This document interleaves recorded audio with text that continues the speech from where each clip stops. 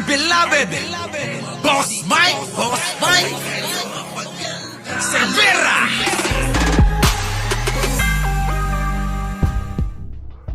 Inamin ni dating Bulacan 1st District Engineer Henry Alcantara na gumagamit siya ng alias at peking ID para makapasok sa kasino, sa kabila ng pagbabawal sa mga opisyal at empleyado ng gobyerno na magsugal. Sa pagdinig ng House Infrastructure Committee, sinabi ni Alcantara na iba ang nakalagay na pangalan sa ID na binibigay sa kanya. Nang tanungin ni Manila Representative Joel Chua kung alias ang gamit niya, inamin ito ni Alcantara na dawit din sa mga maanumalyang flood control projects sa Bulacan.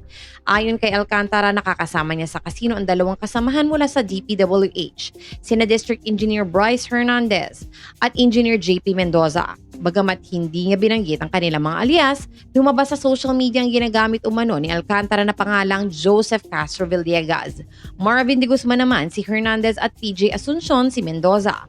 Ipinaalala ni Representative Chua na may umiiral na memorandum na nagbabawal sa lahat ng public officials na pumasok sa kasino, bagay na alam umano ni Alcantara ngunit nilabag pa rin. Aminado si Alcantara na umaabot sa 100,000 pesos ang naitataya niya ngunit hindi raw laging talo. Kinumpirma naman ni Philippine Amusement and Gaming Corporation Chairman Alejandro Tenco na may government officials na nakapasok sa kasino at hindi binayaran ang kanilang panalo nang mabuking ang kanilang pagkakakilanlan. Umaabot umano sa 180 million pesos ang kabuoang hindi nailabas na panalo. Isa pang kaso ang isang konsihal na nanalo ng 14 million pesos at nagbitiw na sa pwesto upang makuha ang napanalunan.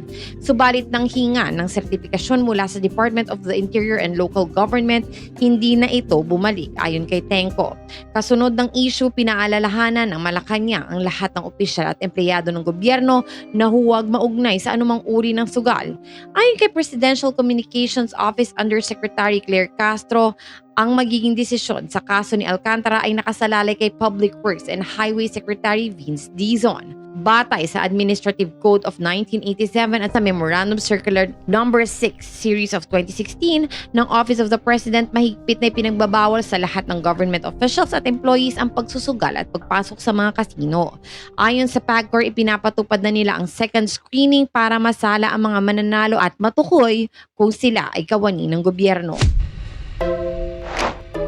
Sa ngalan po ni Boss Mike Cervera, ito po si Auntie Mama ng Rizal, also known as Anino TV, na nagsasabing mahalin po natin ang ating kapwa, ipagdasal po natin lagi ang ating bansa. Magandang umaga, magandang hapon at magandang gabi, saan man dako ng mundo naroon kayo, at syempre, magandang buhay na rin para sa ating lahat. Maraming salamat po. Our beloved Boss Mike